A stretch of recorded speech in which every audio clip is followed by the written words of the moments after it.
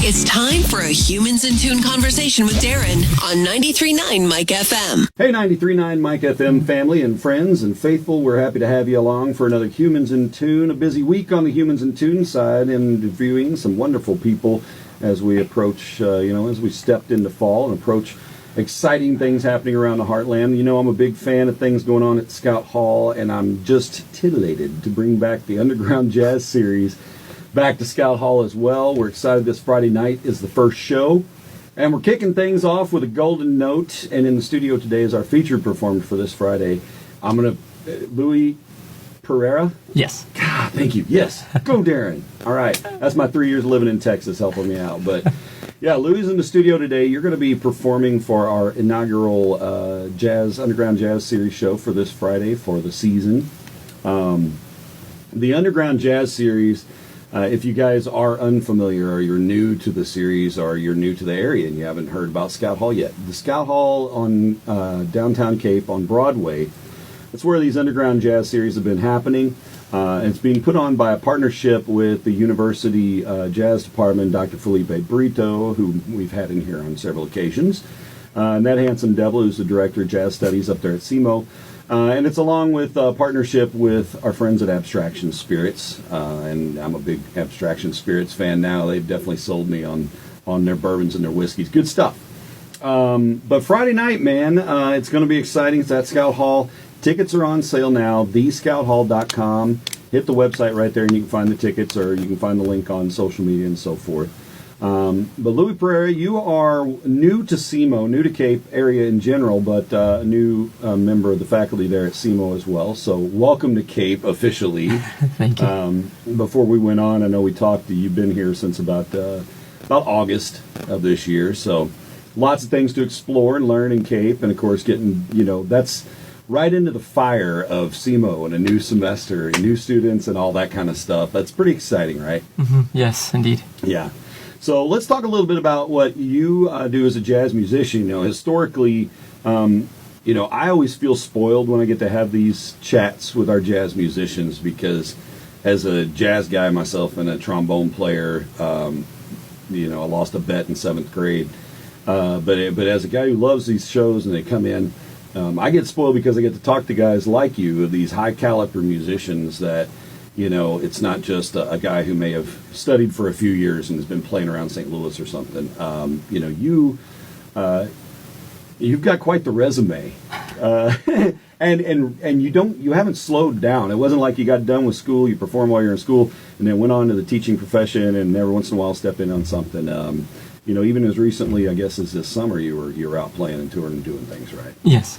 Yeah. So let's talk a little bit about your jazz, your history, what you're bringing to the table for Friday night. Sure. Oh, it's crazy. Where do we start? Yeah. It was a cold, dark night in South Texas. Yeah. So, you're originally from Texas. You went to school, I guess, for your undergrad. Yes, at Texas State University, and I studied. Originally started as jazz performance, but then switched after my first year with some guidance from some fellow teachers, and switched to music ed, K through 12, all level certified, band, orchestra, choir, elementary, with jazz certification.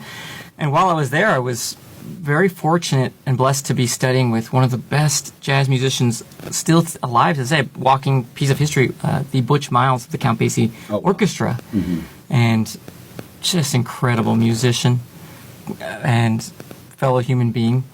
And so that was literally my first official drum set lesson was this was the top. Like the bar is there. Yeah. Like, where do you go now, right? And so awesome to be having him as my first instructor. I also studied with Wayne Salzman II, who was at UT Austin at the same time in my last year there. And then Peter Erskine showed up in my last year as well and did somewhat of a residency, and then I got to meet him, a private lesson with him, and then he offered me the TA position in 2016 to come out to USC and study with him for 2 years, do my master's, and teach there. Unfortunately, it didn't end up working out. He had a situation with another master's student where there was just an unfortunate scene of life hitting him, and he asked me a couple weeks after offering me the position, hey, this guy's down on his luck, could we offer him the TA? And then, just if if you're able to still come next year, if not the following year. And I was like, well, I would definitely rely on the kindness of a stranger if I was in this situation. So I was, of course, pleased let him finish his year there. And then I ended up getting into teaching as a percussion director and an assistant band director in the area. So I ended up teaching for 3 years. And then right before COVID, I was starting to feel that shift. Like, I need to get back into playing. I need to get back into school. That was something I felt I had been called into, but maybe not just yet. And so I reached out to Butch. Butch called Peter. Come back. We're ready for you. And then COVID happened. So that was crazy. And then the world flipped. Yes. And so I did my first year online, but was actually also, in a way, a blessing, because then I was able to get all of my coursework done while still doing 2 sets of lessons with Peter Erskine and Will Kennedy of the Yellow Jackets. So I've just been 100% blessed with this. Like, all my instructors have been top of the line drum set educators, musicians. So then I got all my coursework. So then when I did my last year in person, it was all playing and teaching and practicing. And it was amazing. And then from there, I spent another 3 years in LA, playing, meeting some really great musicians, some connections. I ended up working with this group called Blow Brass Band, led by India Anderson, just like one of my best friends. And she just, starting from nothing to, oh my gosh, now we're playing at the Super Bowl. Now we're playing with Kai Cenat. We're putting together a 60-piece marching band to, we're usually just an 8-piece group. We can go as small as a trio. And so we've kind of just been all over. Dynamic, fun environment. Yes, and the music there was also really great, because not only did I need to have this jazz background and be able to play in some trio, quartet settings, but then we're playing pop, funk covers, we're doing Afro-Cuban Latin music. So all my studies were just coming together, and we were able to really have fun with the music that was being arranged for the band. And then, I think it was like the day before my birthday, or like a day or two before, I get a text from a friend of mine who was, I guess, in a close community with the directors here, and heard that they were looking for a position. And it was such a unicorn position in terms of the requirements. We needed, or they needed, somebody who was not only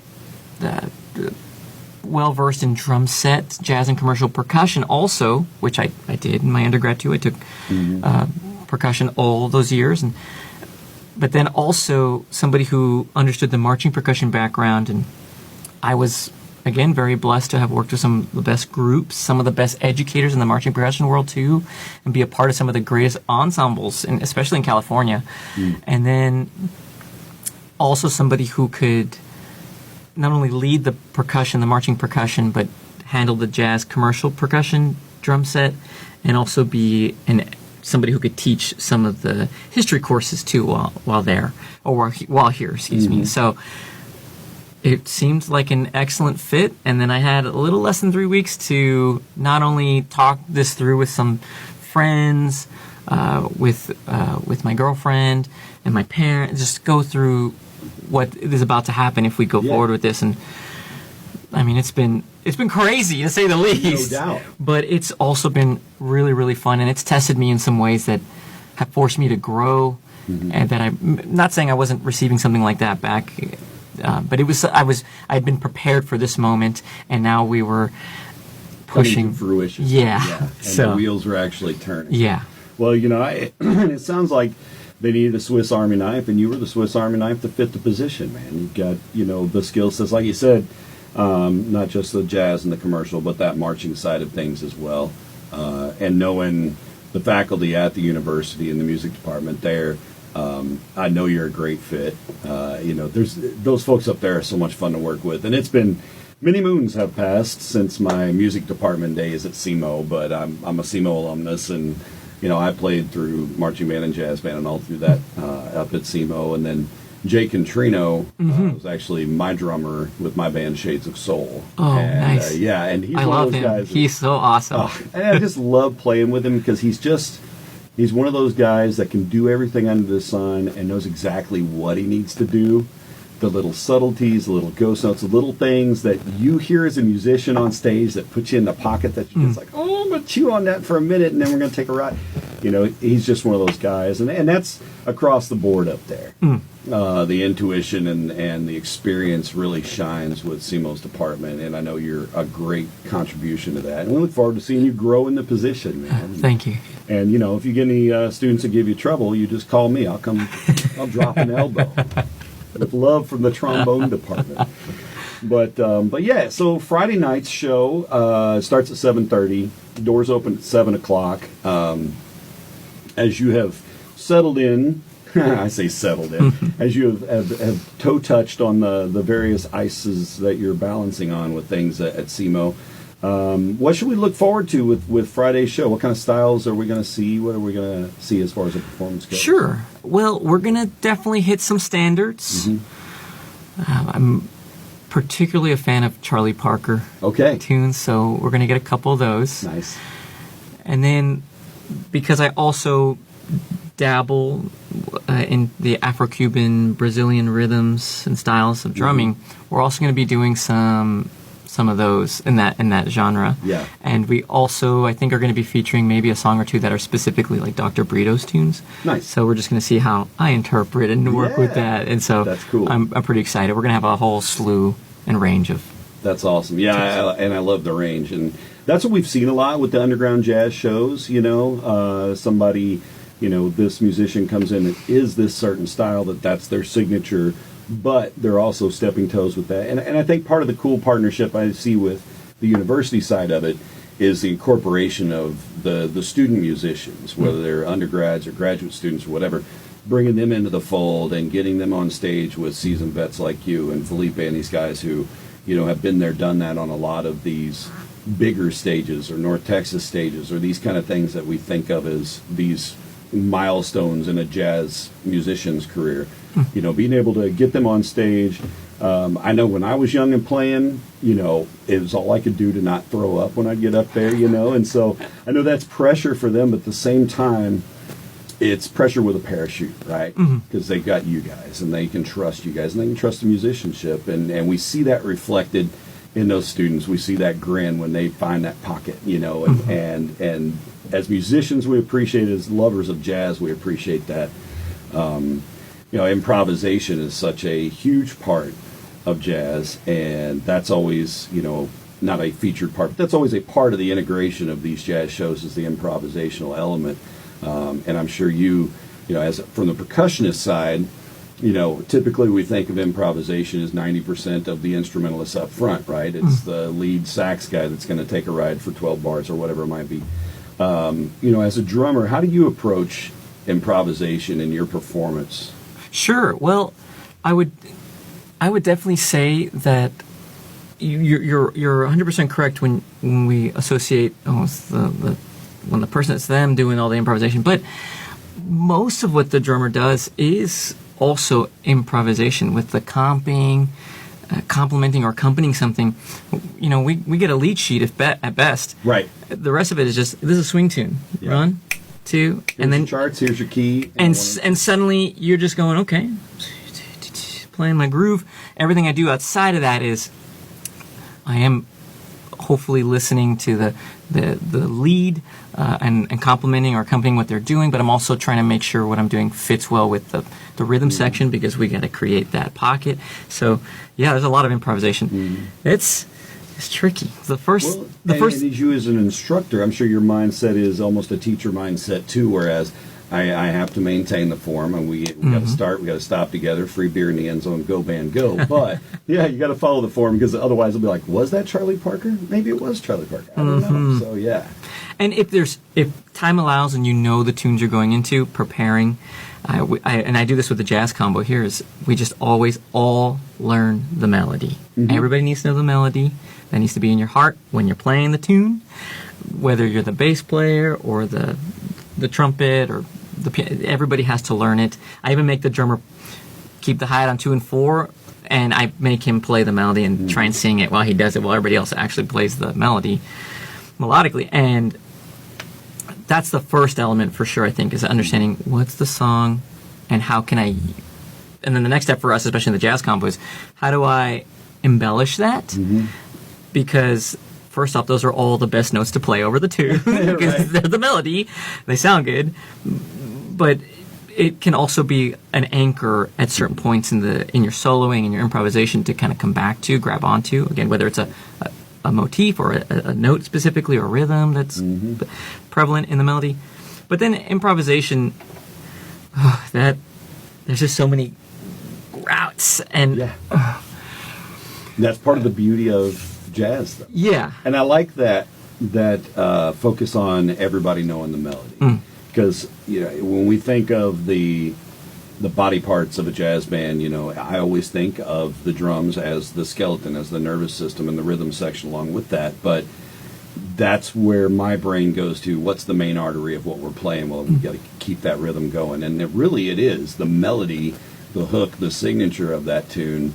That's the artery that everybody's following, the percussionist and everybody else, right? That's the blood of the body, so to speak. And so you keep a focus to that, and then you find your place among that as a musician, and hopefully that all works out. It doesn't sound like chaos. Yeah, of course. And have a plan, when you go into and that's the beautiful thing about improvisation is you want to have a plan, but things might change. And so what can you come up with? And so I actually do that a lot with my drum set lessons. Is one of the things we do in the beginning is improvisation. And I just give them an idea. Ba, ba, ba, boom, boom, boom, boom, boom, boom, ba. Okay. I want you to use that idea, and how far can you stretch it? We're going to trade fours, but you can only use that idea. Or we're going to trade fours. At some point, I would like for you to reference and utilize that. It could be in that full measure, or you could just da da da do do do ba do do do do ba da da da da da do do do.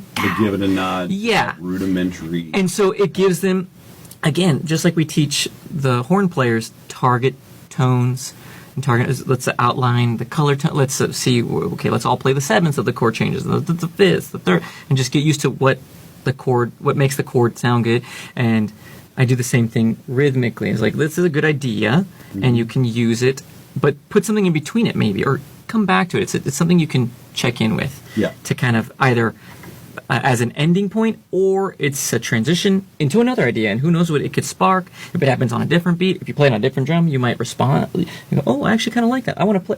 Oh, I accidentally played this. Now you build off of this little theme. And so I always try and give them start with a plan, have a little idea, even a simple idea, and see what we can build from there. And as a band, that's how you write new stuff. That's how that's how jazz has evolved. Is everybody started at some rudimentary level and built beyond that. And you hope as a band you hit record before you came up with all that awesome stuff. But yeah, looking at the comments, let's see. Philip says, Dr. Brito left? No, Dr. Brito didn't leave. Sorry, Phil, if you were hoping, but no. Felipe is still in the house. He's just not here with us today, but just one of your cohorts in the department, and director of jazz studies up there. So Felipe, rest assured, and I'm sure will be with us Friday. Probably will give us a little love on stage, as you mentioned. You're going to be doing a couple of Felipe's originals. As well, yes, so. He will be the trombonist for the ensemble. We have two horn players. It'll be Felipe, Dr. Brito on trombone, and actually we're also going to have Michael Chapa. I believe he played in the last series a year ago, I think on the first of the series starting. And so he'll be our second horn player, and then we'll have two other of the rhythm section, Andrew Binder on bass, and Nick Schulter on piano. Okay, awesome. Let's see, what else? Oh, Julian says, welcome to SEMO. Well, thanks, Julian. Yeah, that's nice. Thank you. Julian's a SEMO alum as well. He says, hail Symphonia. Are you a Symphonian? I am not. Okay. I am not. Well, sorry, Julian. I'm going to work on that honorary Symphonian with we got the Clark Terry Jazz Festival, it comes up in the spring, so maybe you get you tuned in by then, But that's awesome. And shout out to Nathan, giving some love on the Facebook Live. So, and again, just to recap, Friday night's show is the kickoff for this season for the Underground Jazz Series. The show starts at 7:30. Doors are open at 7. Grab a table, grab your tickets. I do my best not to miss these. I'll be there Friday. I'll give you guys an official intro to kick things off. Perfect. But it'll be an exciting show. Scout Hall is a great place for these because of having such an intimate environment that we can still fit bodies in. You know, we can still get a good 150 people down there with plenty of seating and be able to really. It's a cloistral environment that feels really comfortable. The room sounds great. It's a warm sound. It's perfect for these jazz shows. So we're excited about that. Now, you've got to teach. You've got lessons going. You've got these things. As far as your performances go, are you able to continue to maintain? Obviously, you know, you're not in L.A. and you're not in Texas anymore, so you're not able to jump in with the brass band and so forth. But as they play and tour, are they calling you in? Or are you looking to do projects, or kind of what's that on the radar for you? Sure, I would like to find a balance for sure. It is tricky, and this is my first year in higher education. And since I was brought on a little bit later than would have been preferred, I feel as though I'm still playing catch up or trying to do enough work ahead so I can have breathing room to maybe look for extra work or accept those type of things. It's a little tricky right now, but I'm also okay with not being. And they're busy still over there, so I'm kind of on the. Let me just take a breather. Let me get caught up here when things are feeling a little bit more settled, and I have a really good rhythm to my week. Then I'll probably allow myself opportunities to do that, as well as making sure that it doesn't interfere with any, of course, of the schoolwork or coursework too.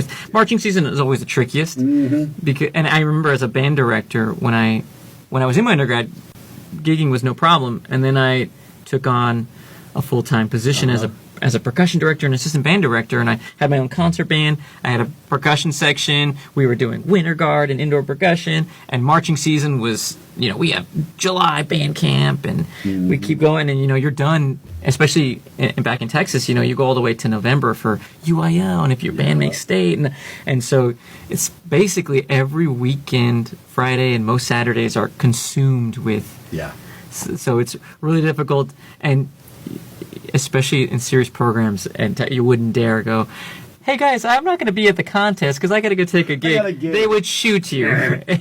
Really? No okay, doubt. Fired. You know, they would. So you're on a wall with "Don't do this" posters. Which is understandable too, because, you know, they music education is very valued in Texas and in a lot of places too, and it's a really good outlet for students where they can learn so many social, emotional skills that they need to make them successful for life. So you want to be there for part of it and keep it. And so I definitely, I don't think I've ever really allowed myself to miss that for a gig or anything like that. And also just seeing them have fun, basically kind of go through that again through them and seeing them, you know, have fun at the performance. You're just like, oh, that was totally worth it too. Like I'm okay. I didn't get to play that thing over there, but I'll get another gig. There's plenty, and in LA, I mean, you throw a rock and you hit a band. So there's music everywhere. Well, it's exciting, and, you know, I can tell that you're excited to pour into the students and really invest into the musicians that they can become. And you're 100% right about, you know, just outside of the musicianship building, the things, you know, you build in marching band and even as a jazz section leader or a lead player, those kind of things. Those leadership skills, you know, for me, had I not marched in college, and I did in my first year of college, I was kind of like, I'm too busy, I'm done with band, I got to figure out what I'm going to do, blah, blah, blah. And then I was talked into it pretty quickly after my first year of college got over, and I jumped back in. And if I'd have not taken, you know, on band president roles and then kind of liaison to president's office and those kind of roles over my collegiate years, I would not have the starting leadership skills that I had when I got into the workforce. I mean, that was absolutely it. I wasn't getting that from other classes. No offense to those professors, whichever of them are still alive. But, you know, those skill sets really did prepare me for whatever, you know, career I took on after that. But as a musician, you know, I gained a lot of confidence in reaching out for those gigs and those shows and keeping responsible contacts and staying in touch with people, because, you know, you never know when 5 years down the road you've got some band coming to town, you need a trombone player, and say, well, I had this student, Darren, that was, you know, he was an exceptional trombone player. I'm going to reach out and see if he wants to pick up this show, you know, and that's opened up many doors for me over the years. And And so I think instilling that in them early and helping build that leadership skills, you're just preparing for more legendary musicians and talents that can come out of Southeast Missouri. Mm-hmm. That's great. Indeed. Yes. What do you miss the most about Texas besides Whataburger? Because I'm going to say that's high on my list when I left Dallas. So You and I are going to be best friends. I love Whataburger. I got some again. I was down there in July at Fort Worth for a buddy's mom's funeral, unfortunately. But fortunately, I was able to get into the war zone for Whataburgers again, and I made it a point before I got too far out of yeah. I love Whataburger. It is so good. Well, side note, before I go on that tangent, I miss my parents. Yeah. I miss my family. Mm-hmm. I would love to see them. And Thanksgiving, I will be there. I promise, Mom. And you're originally South Texas? Yes, Harlingen, Texas. Okay. We're about 30 minutes from the border. Okay. So. Yeah, down Brownsville. And Yeah, yes. Down in there. Yeah. So, yes, I love Whataburger. They're so good. That all-star, it's the Yeah. favorites is so good. The honey barbecue chicken strip sandwich. Oh yeah. I On was a big Texas fan of the toast. A1 steak burger back. in the Yes. day. Oh, man. Yeah. R.I.P. A1 steak burger. So good. And and you know, in California they obviously it doesn't exist there. And so when we were first planning to move over, like, okay, are we going to fly? We're going to and okay, we're going to drive. And we looked at the routes. It's going to be like 26, 27 hours. Oh gosh, it's going to be a mission. Okay. All right, we're going to be here. Okay, we'll go through that. And we saw two routes that looked really good. And I told Selena, okay, if we go through Texas, we'll go through Amarillo, and we can get Whataburger. I would love that. It's an hour shorter of a drive, and we're pulling a trailer. But she was wanted the second route, which was the scenic route through Colorado and through. And I was like, oh, you know what? When also are we going to have that opportunity too? Yeah. And so I was like, okay, what if we left from like I don't know, Denver, and then we go all the way down to and then go back, and it's like, oh, that'll add 10 hours. Never mind. Okay, I just got to give up on the Whataburger dream for right now. I was like, God, please, I want Whataburger, but I also this is a trip for her and I, road trip, and it could be really really good. And so, okay, fine. And I was like, okay, Selena, if we're going to go that route, then I would like you to plan where are we going to stay, what are we going to, like hotel-wise, because we'll stay like the night, because I don't want us to do the full, I've done that drive before from Texas to LA when I first did that 4 years ago, and it's a mission. And so I left to go get something from my room, and I came back, and she goes, okay, I'd like to stay in Kansas City. She goes, I'm not familiar with all the other places, so if we can stay in bigger city, that'd be comfortable. And I was like, okay, understandable. And she found the hotel. It was a good price. I'm like, okay, let's get it. And I was like, okay, we're going to get there at this time. What should we, like, for food? Like, what are we going to get? And this is how I knew. It was like, God was like, okay, I'm going to give it to you. We zoom out. Down the street was a Whataburger. And I was like, thank the Lord. Selena, this was the best choice. We will definitely stay. So we got the best of both. Oh. And yeah, it was so good. Hooray for Whataburger serendipity. Yeah, it was awesome. The only other thing was we couldn't find the Buc-ee's. I think that's on the way out. Yeah. We were looking for too. And I was like, Selena, once you see I made my Buc-ee's. first Buc-ee pilgrimage on that trip too, coming back. It was about 30 miles. There's two right outside of Dallas. One about 45 minutes north, so I skipped that one. I went to the one along Highway 30.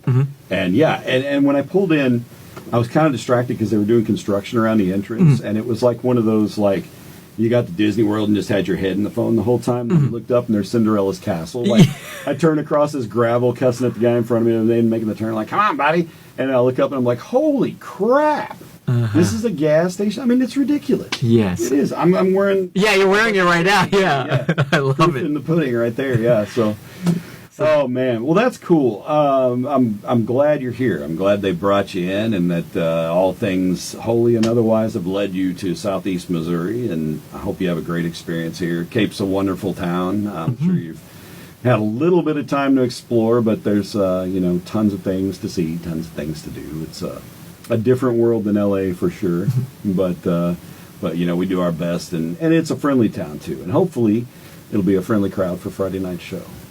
Thank you. Yes. All right, the Underground Jazz Series returns. Show number 1 for the second season is coming up this Friday night at The Scout Hall in downtown Cape at 420 Broadway. Tickets on sale, thescouthall.com. Grab your tickets. come see Louie, come see these other talented musicians Friday night, and I'll be there as well. Abstraction Spirits, shout out to them for putting this on alongside Dr. Felipe Brito and the Jazz Studies Group and the University Department of Music up there. So thanks again for being my guest, Louie. Yes, thank you for having me. Much appreciated.